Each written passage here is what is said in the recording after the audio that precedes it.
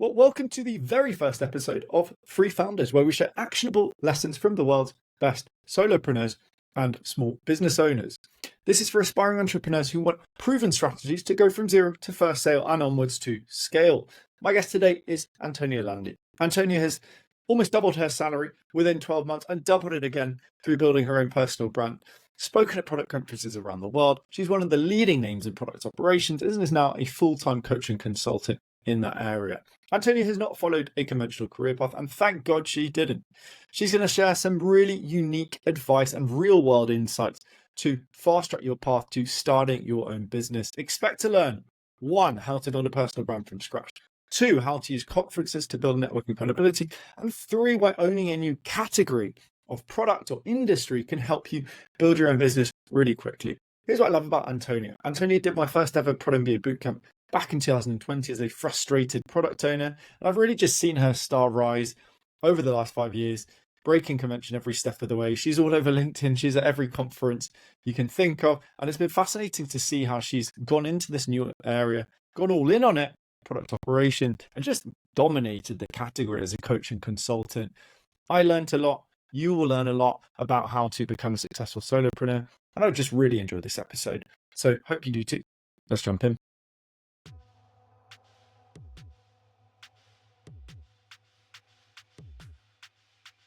Thank you so much for having me. It's a pleasure after all these years. Yeah. As I said, I've sort of followed the journey, obviously, and we've spoken a lot in the last 4 or 5 years. So let's frame this. You know, we met as part of Prod MBA cohort, right? So you were one of my test customers, in fact. Yeah. I remember you being a little bit frustrated as a product owner at the time. And then very quickly you sort of got out of that company. And since then, I've just, as I said, seen your star rise. So talk me through your journey from product owner to actually starting your own business. Like, what was the sort of the initial trigger for that happening? Yeah. So goodness, what a journey it's been. I think if you told me that I'd be here today talking about this kind of stuff 4 years ago, I would not have believed you for sure.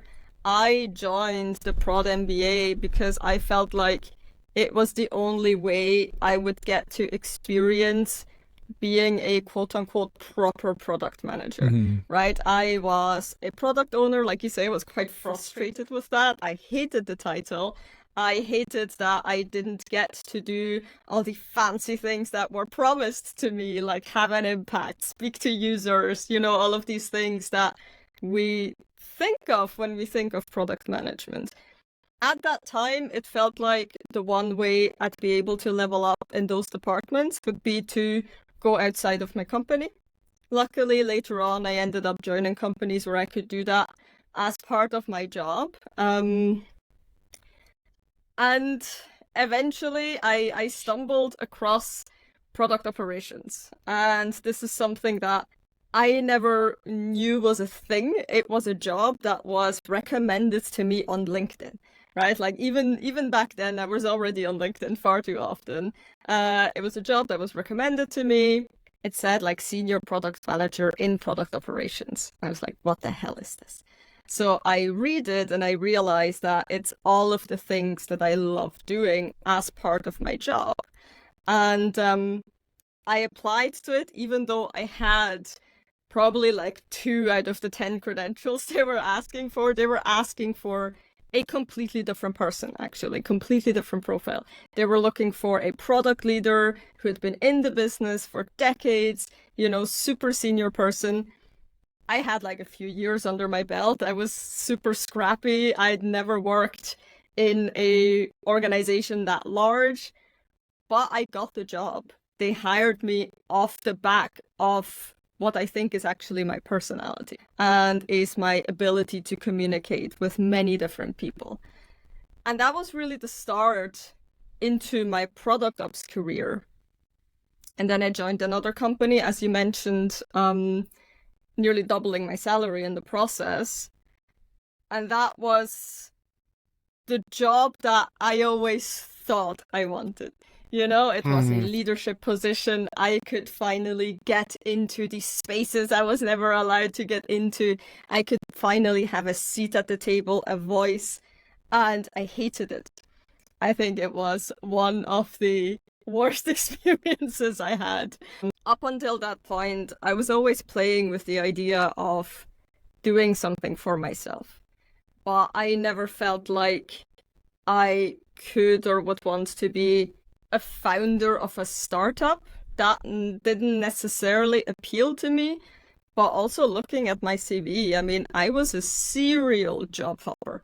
I have never been at one company for longer than a year and a half. That is how I grew, but that is also what made me think that maybe full-time jobs aren't for me, right? And that was really sort of the first impulse when I looked at my past and I looked at what I wanted to happen in the future. Yeah, where I started rethinking things. So there's a lot to unpack before we jump into the moment where you sort of you went full time, you left full time employment. Product ops. I remember seeing, I can't remember if we had a conversation or seeing something on LinkedIn, and it's like, Antonia, product ops. I was like, what the hell is product? I've literally no idea what product ops is. And obviously I've sort of seen, that category emerge over time. Yeah. First question would be, how you said your personality got you the job. Do you think that was because it was such a nascent industry that it's basically I don't say didn't know what they're hiring for. There weren't people with the qualifications, right? They were like, oh, we want these 10 things. Well, nobody has that because it's new. Right. How much do you think that the fact that there was an emergent category helped you sort of step into this? And then how do you think by stepping into a new category that's really helped you accelerate effectively? So I think for that particular job, what happened is that they recognized just how much of a people role it was. So I think that's what gave me the strong profile as opposed to somebody with pure product management experience. I was able to bring both. But I think in terms of my personal brand, for sure, being one of the early adopters in such a category, and from a very early time in my career, sharing as much as possible online and being one of the few people who has done so consistently over the last 4 years, that's been a game changer, absolutely. Yeah, and I think with any product, it's people tend to underestimate the importance of red versus blue ocean, right? So red ocean, i.e. there is lots of competition, versus blue, where generally there are not many people there. I look at, the difference between if you'd come down the path of going, which almost everyone else did, and go, oh, I'm going to become a product management consultant versus a product ops consultant. So product management, lots of people, product ops, not so many. Yeah. Then I suspect you would have, you would have ended up in a very different place. Let's talk about that dream job. I do want to come up to category ownership, right? So not product ops itself, but how you sort of take over a category. So you said it seemed like I've had a similar situation where you go like, oh wow, this is perfect. The reality is very different. Why was the reality different? Do you think that was just about realizing that maybe I'm not made for full-time employment or working for other people? Like, what was going on there? I think that was part of it, but I think I always thought the end goal was CPO. Like when I started thinking that maybe I should be in product, I was like, okay, cool. Super clear career ladder, right? You go to senior PM, whatever it is, group PM, head of product, director, CPO. That's my ultimate goal, right? I was very, very intent on climbing that career ladder. And I was still pretty intent on doing that when I flipped to product operations. And then I got this head of role and I was like, great, this is step one. I am now in the leadership room. And I realized maybe I don't want to be in the leadership room. Maybe I don't, because there is always politics involved, right? Even at the best of companies, the companies we idolize the most, there is always politics involved. There is always a certain degree of saying a lot of things without actually saying anything, and I never saw myself as that kind of person. I actually felt that it encroached upon my values rather than elevated me being able to affect positive change. And even just this realization of maybe a senior or principal individual contributor path would have been more appropriate, right? I think this is something we don't talk about very often. We always talk about progression as something that means you are in charge of other people, right? Yeah. You are in charge of. I think it's so interesting how we quantify success in a traditional career by the clear markers, which are generally salary and number of people you manage is a very interesting metric, because actually it's the interest of the company to not hire lots of people, right? It increases profit margin, keeps you more agile, keeps your life a hell of a lot easier as well if you're managing a small team. But yeah, we I've been here as well, right? My first startup, my dream was sort of building the next Facebook. Not that I was smart enough or had the right idea for it, but and I think it's one of those things. I think there's a quote by Jim Carrey, which is, he wishes everyone could be rich so they realize they didn't need to be rich and famous. I can't remember exactly. The point being is that until you experience the thing, you don't know what the thing is like. And I imagine in your case as well, two interesting points, observations. So you went from basically doubling your salary in a year, and I imagine you probably did the same thing, right, when you went into leadership, or basically accelerated your salary extremely quickly. Did you find that affected your quality of life in some way? Not at all. And honestly, like, maybe that was also on my part, but I essentially lived the same life and just put more things into savings. Right. So I was in this job that I hated, and I felt like I didn't even buy myself nice things to make up for it. Right. Obviously now I'm very glad I did. But it doesn't matter. Like, if you hate your job, generally it doesn't matter if you have a 6-figure salary, you're still gonna hate your job at the end of the day. Like, no amount of money you make is gonna make up for that cognitive dissonance. Yeah, I completely agree. And talking from experience as well, I see you as a very people's person. Yeah. Right. So I see you as very effective as a communicator, and like, I'm agreeably disagreeable. Like, I'm really good in a startup. I don't suit politics. Yeah. Like, I'm not good at that. You strike me as someone who's not. I imagine you're actually quite good at stakeholder management. So talk to me a little bit about why that went against your values and sort of triggered you potentially to leave employment. I just felt like I was kind of lying to people. Like, I'm a very principled person. When I hold a value, I hold it very strongly. And this whole idea of having to be a united front in front of the ICs and trying to sell things that I don't personally believe in, and trying to sell things that I actually think are wrong. Right? Like, we had this whole return to office thing, and it was kind of we won't be tracking it, but we're kind of tracking it. Yeah, exactly. And it's like, well, let's just very actively encourage people to return to office. And if I myself can't make a good enough argument for why we should do that, I have an incredibly hard time doing it. So it just, Sorry, I'm really bad at interrupting. I'm really curious about this particularly.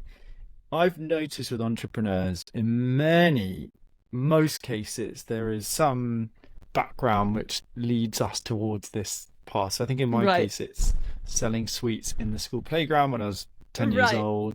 Like, my dad had a small business as well. Talk to me about strong values and, like, do you think that's something that was instilled in you very young? Was there any entrepreneurial experience that sort of, may have become a foundation when you were younger to where you're at now? Yeah, this is super interesting, because I hear this a lot as well from entrepreneurs. Like, oh, it turns out when I was 5, I was already selling stuff. I never had that. Like, I come from a family of hard workers, but that always had full-time jobs. I don't really have anyone in my immediate environment, especially when growing up, that had a business. So I was never exposed to that. I was exposed to, literally, this is etched into my brain, my mom telling me, you have to become someone, right? Like, that is the most important thing. You need to be able to take care of yourself. because nobody else is going to take care for you. And to me, I instilled that into having a full-time job. But looking back, the more I started thinking about what I was like as a child or as a teenager, I realized that in high school, I basically was coaching half the class on subjects they were bad on. Like, I was always the person, I was quite good at biology.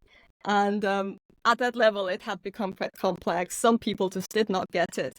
I was that person that would make the analogies to help people understand complex subjects. You know, I was that person that would get everybody together in a group and we would cram ahead of an important exam. So it was really interesting that up until a couple of weeks ago, I had completely forgotten that was even a thing.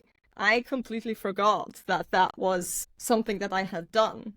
But now looking at what I do today, distilling complex subjects into easily understandable chunks, coaching people on how to get better at something they're maybe not so good at, that's the red thread. That's been the red thread this entire time. And I do this by communicating. I do this through writing.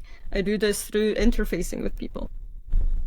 Yeah, so I think as you've observed by speaking to other people, right, there's always a thread, whether it's like a parent that was an entrepreneur or something that sort of led them to this moment.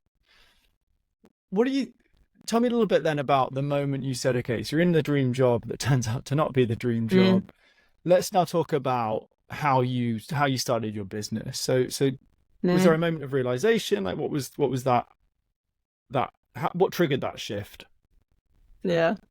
So I was in that job for 6 months. I did not let myself quit, even though it was bad for all aspects of my life. I always thought, maybe there's one thing I haven't tried yet. Maybe it just needs a little bit more time. I think it was 4 days before the end of my probation period. I got a call and I was laid off. And it was the best thing that ever happened to me, because finally I was freed from this job. But also, honestly, by that time, I was just tired. I was tired of the song and dance that goes into getting another full-time job. I was kind of tired of the product and tech scene in general. Like I said, I'd seen many different companies. At some point, some things always kind of went sour because of one reason or another. I just did not want to have to deal with learning yet another company culture. You know, learning yet another set of unwritten rules, navigating other people's ego and all of these things. I had enough of it, to be honest. And that was the trigger. That was really me saying, well, maybe there is another way, right? Maybe this is the time to take a chance on myself.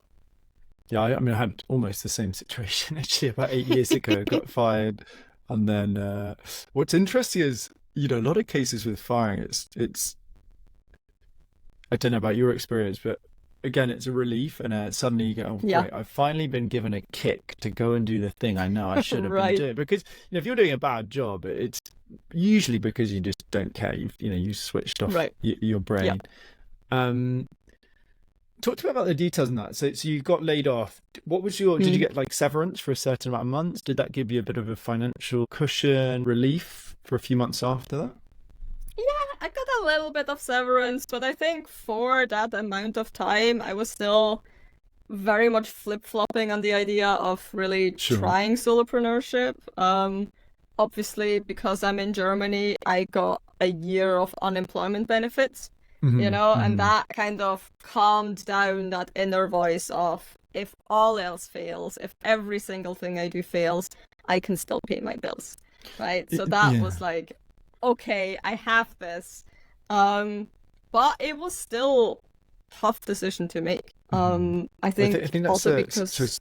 just to wrap up that point on, I think it's so important I talk about savings a lot when it comes to solopreneurship. It's not about making millions, it's not even about paying your bills a lot of the time. It's taking the inner voice that's saying to you, you need to go get a job, go and apply for jobs, browse on LinkedIn when you know you should be saying, no, at least give myself the time. And I think that's a really important lesson. I've done that, and you have, and obviously it's paid off. To give yourself that time and actually commit to. It's easy to, I'm going to take 12 months off, but you're going to be worrying about like what the next job is 100%. if you don't have that cushion and that ability to pay bills. Sorry, interrupted. Karen. Yeah, no, that is so, so important. And I think to a certain extent, this also really depends on what kind of personality you have and what your relationship to money is, how many dependents you have, right? Like, I don't have any kids. My husband has a full-time job, and I'm still anxious about it, right? Like, for me, that ceiling to where I can say, okay, now I can relax is probably a lot higher than other people's ceiling. But like I say, I put most of my money into savings, so I could do this, right? So I could have that freedom. And I'm still quite lucky that I could be going a full year without any new clients, and I would be fine. It wouldn't be a problem, but that's a luxury. But I think that's also, especially when you're starting out, a necessity, because I think we have quite a romantic idea of what consulting or solopreneurship might look like. That first year is the toughest thing you will ever do. It really is. So I'm nodding along if you're only listening, because I completely agree.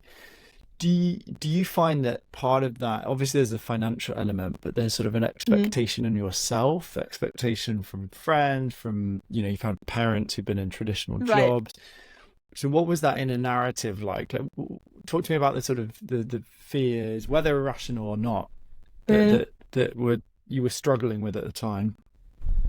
Yeah, I mean, obviously a big fear was financial, like not wanting to be a burden, not wanting to dip into my savings if I could help it. I think another one, so I remember speaking to my mom and explaining to her that, I'm now going to be working for myself, I'm going freelance. And she was like, so how's it going? And I was like, well, like I'm just started, like this was a few months in. And she was like, why are you doing it if you're not making at least the same amount of money as before? Like, why are you wasting your time on this? And sort of, that was the mindset I had always grown up with. And I think even for myself, getting out of that mindset, actually what really helped me was to really think of this as a business. Like, if you found a startup, do you assume that you're a cash flow positive within month 2? No, of course not. And yet, let's be honest, I had delusions about what my first year would look like. At the very, very beginning of it, I thought, well, I'll give it 6 months, and if it doesn't work out in 6 months, I'll just go back and find another full-time job. 6 months came and went, and I realized there's no way I could have done anything in 6 months. Like, this takes a meaningful amount of time. By month 6, people were still asking me what job I now had. Like that message of me as a solopreneur and a consultant hadn't even landed yet. And I think these are things that very few people talk about. We always hear about these sorts of struggles in retrospect when somebody's already rich and famous. And it's like, oh, yeah, like a decade ago when I was starting, I had nothing. And it's like, great, well, tell me that when you're struggling. Like, tell me what the reality actually looks like. And this is why I've done the podcast, because I don't think it's that helpful to go, here's how I built Facebook and, give it half an hour for the whole story. It seems a bit disingenuous or too high level, too retrospective. Yeah, I think it's so important to share that journey. And, I've had the same, obviously it's the self-doubt, it's the financial work, it's the fact that you're going to have the same thing. My mum, basically implying like you should go get a real job. Luckily, she stopped with that now, but I had that, early on in my entrepreneurial journey. And the you're in a narrative with these beliefs that we pick up from society. I wouldn't consider myself financially driven, but I've had the same thing going. Inner voice saying, "Well, what's the point of doing this if you're not earning the same amount as you're doing before?" And obviously, it's a stupid question to ask, because it's about fulfillment and time and these other intangible things. Let's talk about the key outcomes then. how did you get your first client, and when was that? So you went, just to be clear on the journey. Fired from the job, said, right, I want to commit to this. Yeah. How did you get your first client? People reached out to me. It was through my network. I kind of announced on LinkedIn that I was going freelance. And I think my first sort of meaningful client was from somebody who actually had been following me for a while. Literally just reached out, said, I'm in the product ops team at huge corporation X. We want to do a community of practice. We need somebody who can do community and product and coaching. And you sound like the perfect fit. And that was it. Awesome. Okay, so we need to rewind. Let's talk about personal brand.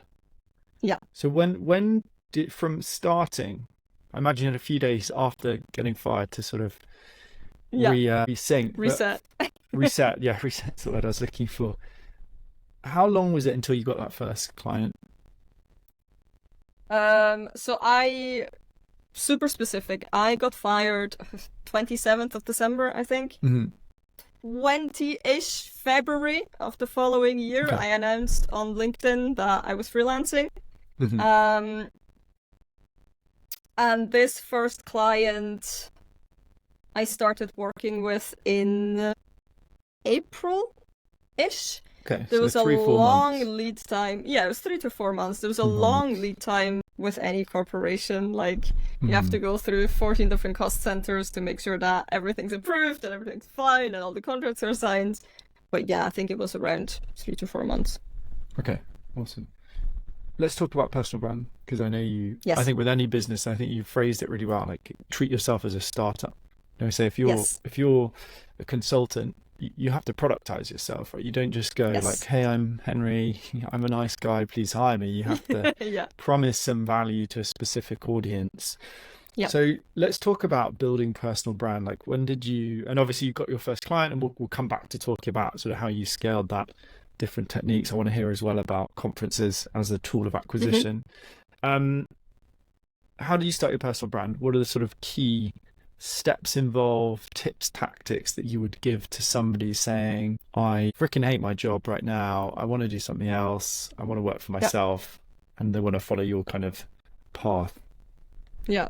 So I think for me, LinkedIn has been the biggest growth driver in my career for sure. I know other people who do this with long form articles on Substack, for example, other platforms, podcasts, whatever it is.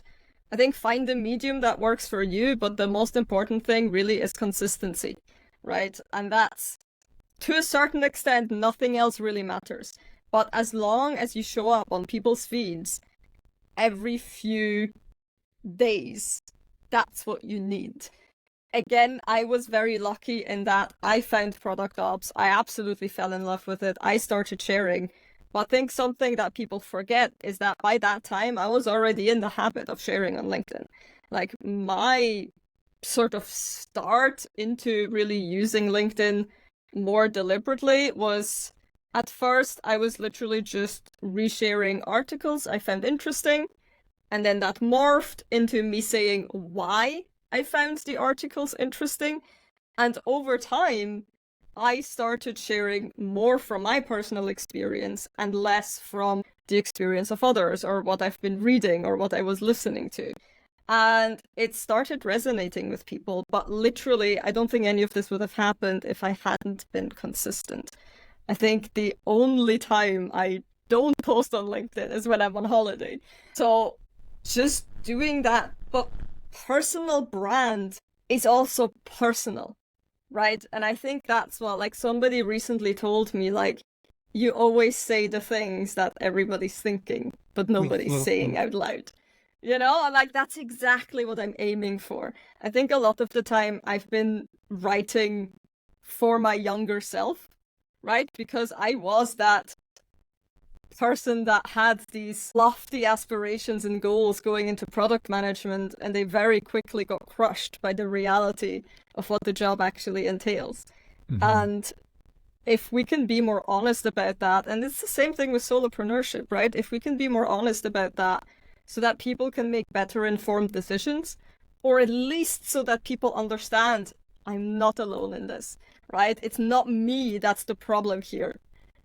Then I've done my job. Yeah, I think a lot to unpack. Consistency, absolutely key. And I think that tends to be where people give up. I mean, starting this podcast, and only 1% of podcasts get to 20 episodes.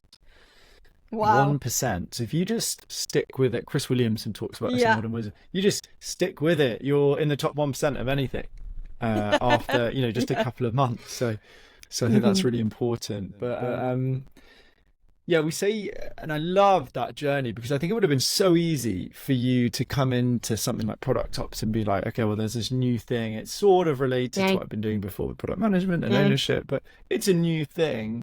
I can't talk about it because I don't have 10 years experience in that category. And I think a lot of people limit themselves by that. And also a lot of people, I think, judge based on numbers, a lazy metric, numbers of years of experience.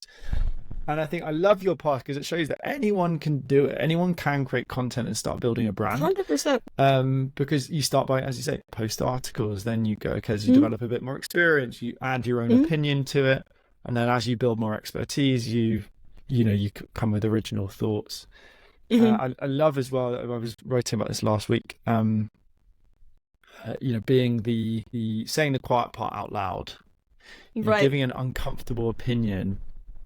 Because no one else is able to do it. And I think that reflects, you talked earlier about having strong values and principles and that coming through and that reflecting your own personality. And that is, as you say, what personal brand is right? Really having a unique voice. When was the point that you sort of started to define quite concretely what the purpose was of your content? So defining audience, sort of general outcome. Did you do that consciously, or was it more, hey, I'm interested in product ops, I'm going to explore that journey and just sort of put it out in public as I go? Honestly, it was never deliberate for me, and I think this kind of infuriates people quite a lot. I had no content strategy. I still don't have a content strategy. Like I weave in and out of how much and how often I even talk about product ops, to be honest. And it was very interesting to see my journey with LinkedIn because, like I said, I just started out sharing my experience, even with product operations, right? I never let the fact that I had just stepped into that role hold me back. It was more of an idea of, hey, I discovered this really cool thing. Maybe you can discover it too, right? Maybe I can let you know what it's like to be in this emerging field. But I never consciously or unconsciously, I never positioned myself as an expert. I was just a person that was consistently talking about it. And over time, more and more people were listening, right? And it snowballs. It really, really does. And at some point, I started out saying, hey, I really want to speak at an online conference about this. And they're like, okay, do it. And I did that often enough and consistently enough that people started approaching me, right? It's all about creating that kind of flywheel. Like, it's all about creating that. It's really self-fulfilling after a certain point. And I think that's really the inflection point you need to get to if you want to position yourself the person in that particular subject matter. I think there's, well, as with everything I've said, you've said loads of interesting points. I really like that one about, by starting without looking for a specific outcome, you're essentially detaching yourself from, not worrying about, oh my God, how many, I'm sure you looked, as everyone does, but, not worrying about, oh my God, 10 people like this versus 20 yesterday, right. Like what's wrong, the world's ending. And just pursuing an interest and curiosity, because, that definitely factors into your point around consistency. It's hard to keep going and keep momentum up and be consistent if you're following the score, because early on it's not going to be a good score. By the way, anyone listening, it's tough. You might have 3 people on your newsletter, 5, 10. You might have months where it just stagnates completely. Good. So let's fast forward then to, you are officially launching yourself as a Right. consultant and coach, because you've been putting content out there around the topic of product ops, you've been unintentionally or intentionally positioning yourself as a product ops thought leader. Yeah.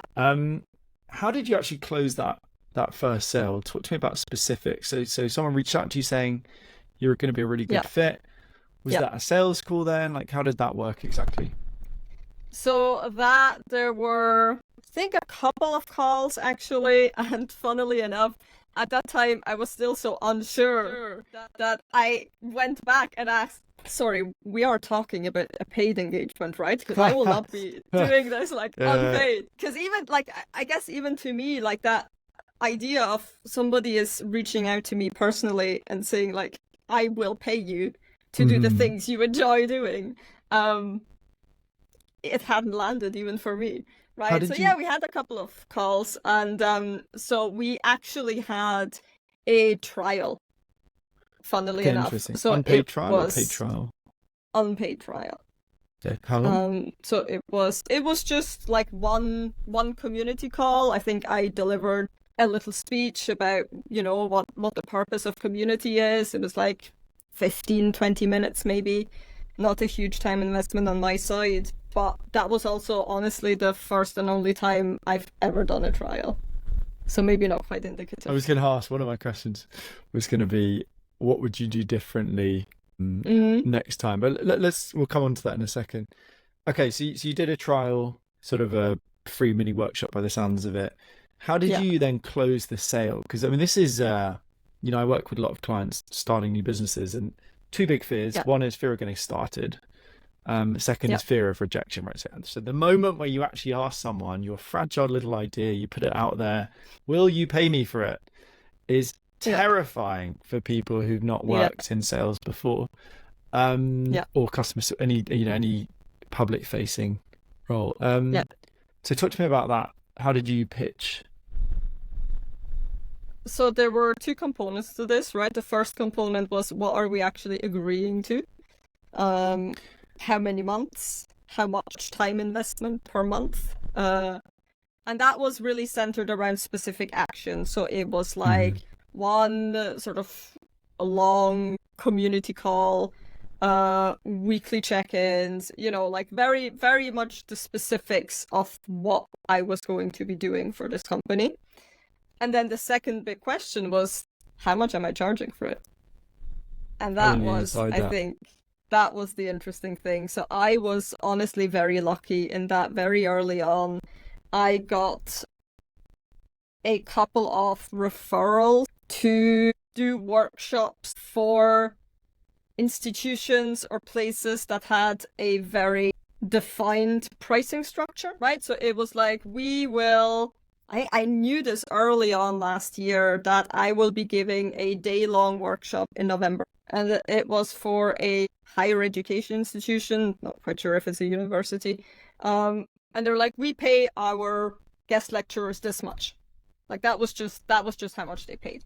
And I validated that with another engagement I had that had a similar pricing structure. So I had 2 data points, right? I was like, okay, this seems to be the going market rate, right? And I think previous to that, I had spoken to some freelancing friends. So I got a rough range, right? I think it was between 100 and 300 an hour for consulting, was sort of the super rough ballpark people were sort of throwing around. I was like, okay, I've got these 2 data points. I've got this rough ballpark. Where in that range do I feel comfortable? And I went for the higher end because I am confident that I do something unique and I do something well enough to command that. And that's what I based my pricing on. Awesome. Yeah, I love pricing. I think it's fascinating because it's super easy to get into, treat it as a science rather than a science in psychology, really, which is essential. I mean, which is scientific to some extent.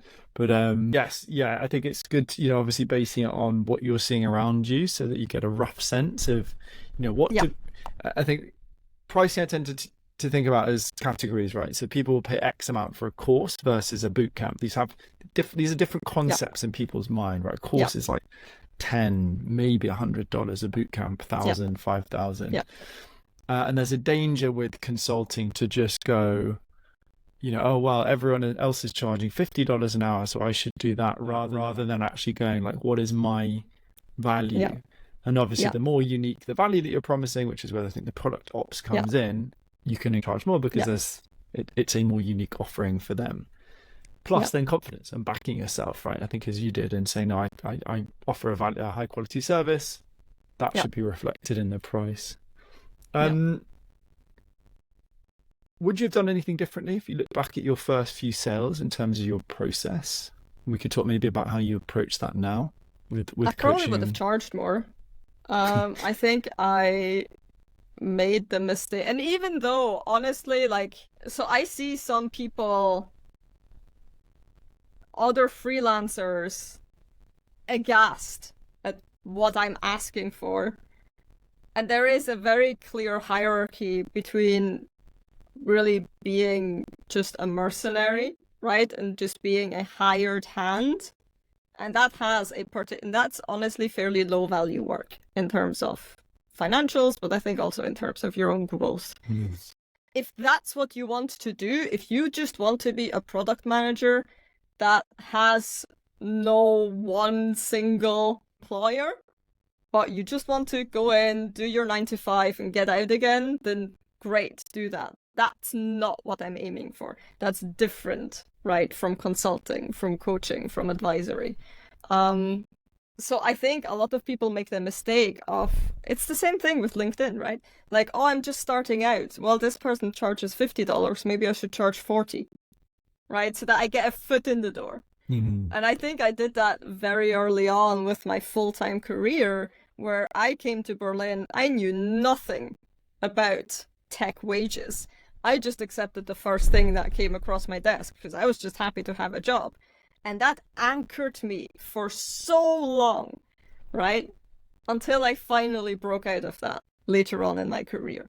It's exactly the same thing with freelancing. Like, you need to figure out if you just want to do 9 to 5, 5 days a week, and that commands a specific daily rate or salary that you're happy with, then absolutely go for it. But if you really are structuring this in a way where you don't have to work 40 hours a week, right? And you have a unique enough offering that people will pay you that higher rate because you're one of the few people in the industry who can do it, right?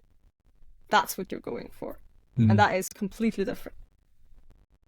How have you found the fact you charge more? Have you found that has positively impacted the outcomes you deliver? Because people tend to value high price things more than low value. So you could be the best product person in the world. If you go, Antonia, hire me for 100 quid a week rather than 10,000. I could do the same work, but you're not going to take it so serious. It's not going to be, the suggestions not going to be adopted, etc. Have you found it to be just a complete net positive? Because I think the reason I ask is most people listening, I think particularly product people go, I'm earning enough. I don't know, 60 to 100K. I'm not that financially driven. I easily pay my bills. So why would I, what's the point of charging more? It's just going to be a pain. Tell us about outcomes and how it can actually deliver better outcomes. Yeah, I think this ties into thought leadership. I feel like if you are really aiming to be a thought leader in your niche, in your industry, then that's also what people expect from you, right? Like, it would almost be a non sequitur. It would almost be a bit cognitively dissonant for people to go, wow, you're this well-respected person that we actively seek out, we actively flock to because you're an expert in this field, but you charge 200 a week. So something doesn't add up, right? Something's not quite right here. And I do actually think it plays a lot into how you are perceived. And like I say, if that's the route you want to go down to, then pricing is just part of it. Yeah, I think it's awesome to hear your story around that, and I think it sort of reflects the psychology around it from my own experience as well. I think I've always found, if you ever give a discount or low Price something too low, it's just not going to get an outcome for you or them. Yeah, awesome. And the amount of work you do is the same. Like, that's the thing. Even I know myself, and I know that I tend to overcommit. Listen, like, if I have a client and we agreed to 1 weekly sync call and suddenly it's 2 a week, I'm most likely going to do it if I think it benefits the outcome with my client as a whole, right? So if I have razor thin margins and I need to play with my time, then that becomes a problem. But if I command a specific value, then I have that flex. You also raised a really important point. Freelancing versus consulting. I have loads. I've spoken to probably 500 product people over the last 4 years. Very common for an employed product manager to say, it can be any role, any industry, to go, I want to try freelance or consulting because then I'm my own boss. Yeah. If you want to, as you say, just do your 9 to 5 and get out at the end of the day, freelancing, fine. You're not going to have that stress of politics so much because you're not so deeply ingrained in the company. Yeah. There are recruiters that are going to hire you. Yeah, done. That is a path, and I see people that are pretty happy with that. They every 6 months they switch. Great, meet new people. Avoid again long-term office politics. That is, as you say, very different to productizing yourself, where you're essentially saying, I'm going to offer a specific product or service, and it's consistent. There's a consistent messaging, audience, promise there. It's the difference between saying, like, hire me for anything product related versus I specifically help companies go from, their first to 100th customer through effective product discovery. Very different.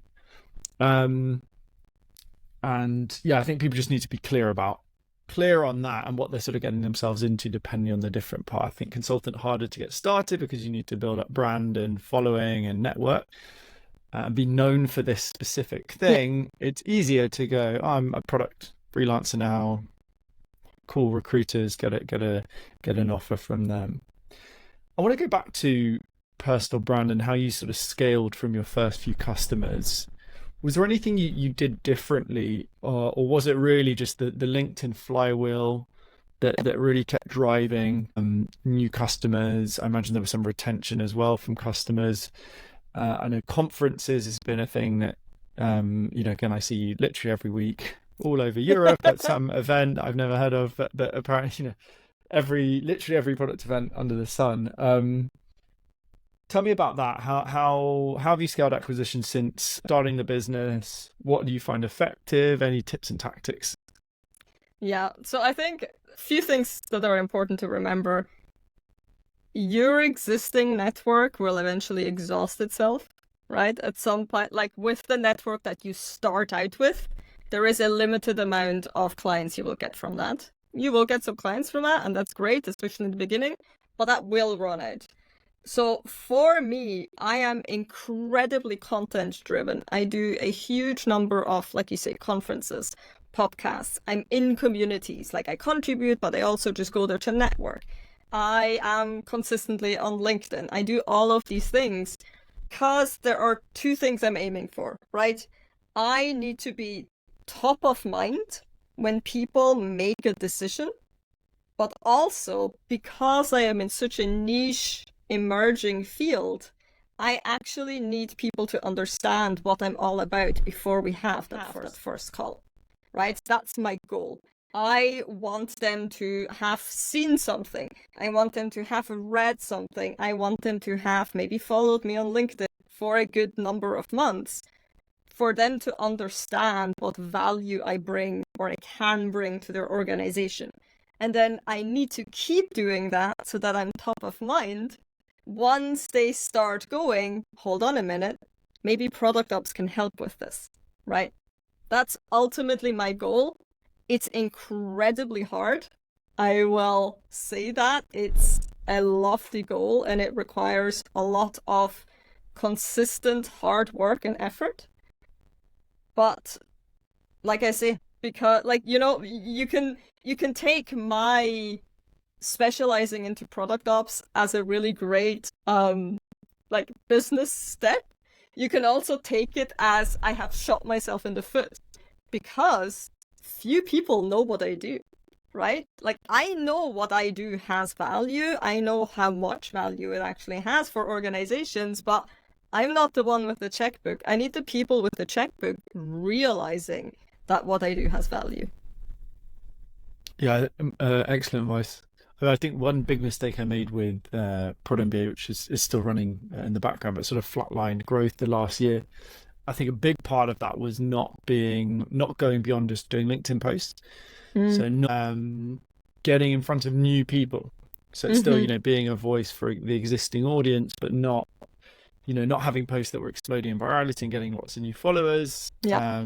So which again depends on what kind of business you want. I think for me that worked. It is why I didn't panic about it and try and start running ads and all these different things. But if you do want to keep growing and that it feels better, for the business, it's healthier for the business, then I think you're absolutely spot on. Is you need to do a lot of work to be everywhere where this your target customer is, adding a unique voice to that conversation, whether it's a conference, whether it's a LinkedIn post, whether it's a community or whatever. And again, I think that's exactly why your star is always trying to do the right side. Upwards graph, right? You're seeing upwards growth and sort of it clearly works because every time I'm on LinkedIn, you're contributing, and I think that's a really important point. It's not just posting your own content, but you're contributing through comments, 100%, through podcast appearances like this, through conferences and things like that. Do you find that there is one specific activity that really drives, if you could only choose one thing to do, what would that one thing be to help you acquire more customers?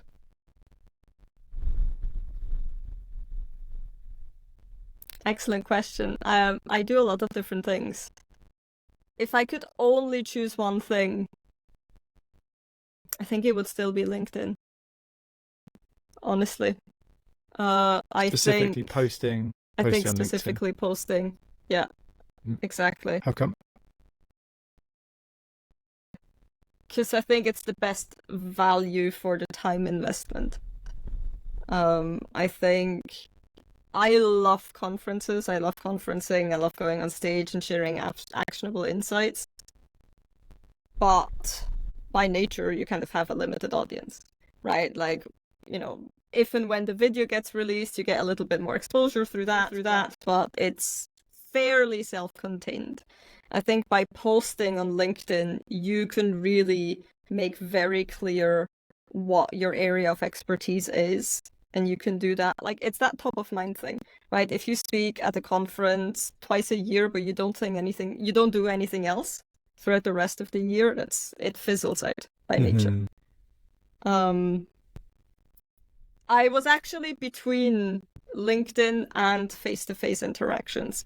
I think mingling with people, like having one-on-one chats in person or online, can also be super powerful. It helps you learn a lot about your customer and who you're speaking to or who you're trying to speak to, for sure. But if I had to choose, I think it would be posting on LinkedIn. Interesting. Yeah, I think LinkedIn, they updated the algorithm a bit this year, but ultimately it's if you are sharing knowledge and advice, like educational content, then you'll be rewarded for that. And I think obviously that category ownership and the uniqueness of your voice is something that is clearly working really effectively. And I think the point there is sorry, before we move on, like the algorithm will change in 6 months. The algorithm will change in another 12 months. And that's why it's so important to really, really care as little as possible about the numbers. Like, I've had a post just last week that got 6 likes or like 6 comments. Like, that's it. But I still believe that was a really good post and a meaningful number of people saw it, right? Like, so you can get so hung up on the metrics of it. But what will make the biggest change, what will make the biggest positive impact is consistency. And you need to do that despite the numbers, right? Like, learn to love doing it rather than the reward you get from it. Yeah, I completely agree. You have to enjoy the process of Yeah. writing. Also, I'm sure you found I've had someone who'll reach out and say, I followed every post for 3 years, and I basically want to buy your product in some way. So for Yeah. me, it was like apply for Prod MBA. Great, easy sale.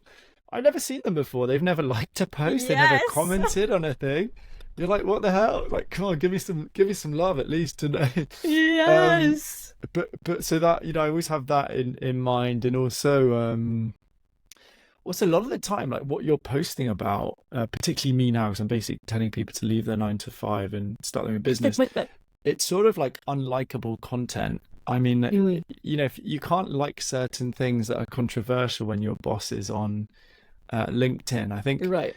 So for me with the new business, I found LinkedIn is not effective. I still post because I find it, for Prod MBA, it's helpful. It's something I like doing.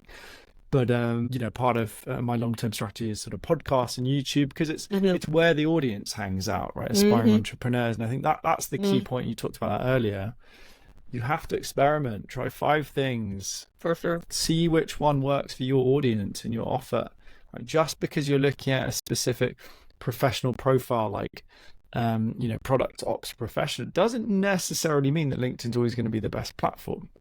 Yeah. And then even then, it's like you have to show up for years, months to get started. You have to post every day of the week. You've got to interact meaningfully. You've got to be genuinely interested, because otherwise you're just going to give up with it, I think, a bit too quickly. Good. Just coming to the sort of final few questions. Are there any specific stories or experiences or sort of things that keep you motivated on this journey? Because I think it is always a tough journey when you're there by yourself. You don't have someone to sort of pat you on the back, to tell you what to do. Every day you have to go, well, there are infinite things I could do, and probably one thing I need to do. I need to work that out and then do it. Are there any sort of tips, tactics that keep you motivated every day? I mean, I think for me, I never stopped working. As soon as my last full-time job ended, like, I was still on my desk all day, every day, doing, like, having chats with people, creating content, planning what experiment I was gonna run next. So I never really felt that ended.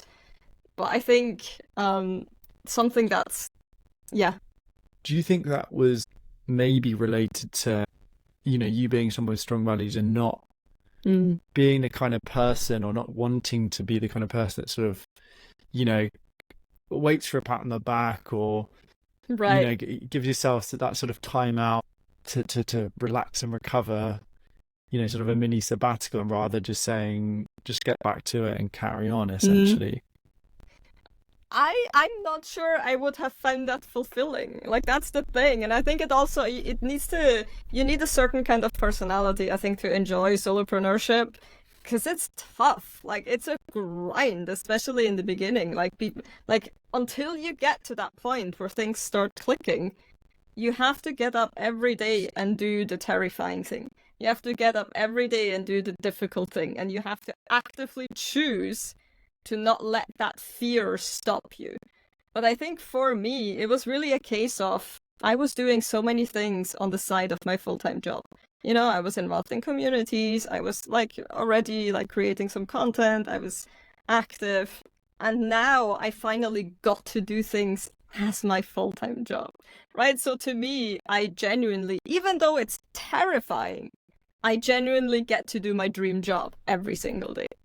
And in my first year, going from that 6-figure salary I had a 70% reduction in equivalent salary, right? It was a big step down salary-wise in my first year of solopreneurship. But every single penny I earned with my own brain, right? I earned by just being excellent at what I do. And it was it's the most precious money I have ever made, really. And that is you don't get that kind of feeling from working for somebody else. You only get that from creating something out of nothing. And I think that's what really drives me, just doing that, but bigger and better every single year. Yeah, no, I completely agree. It is much more rewarding.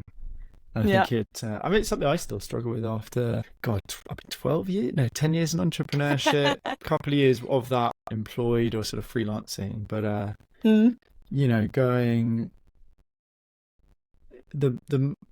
money is good because it gives you security, but it is about it's the freedom, it's the purpose. It is also that sense of having a big challenge every day and overcoming it, and sort of, I think maybe the confidence you have that you can basically solve anything because you've just every single day, like 1,000 day, 2,000, 3,000, you've just got up and done a hard thing.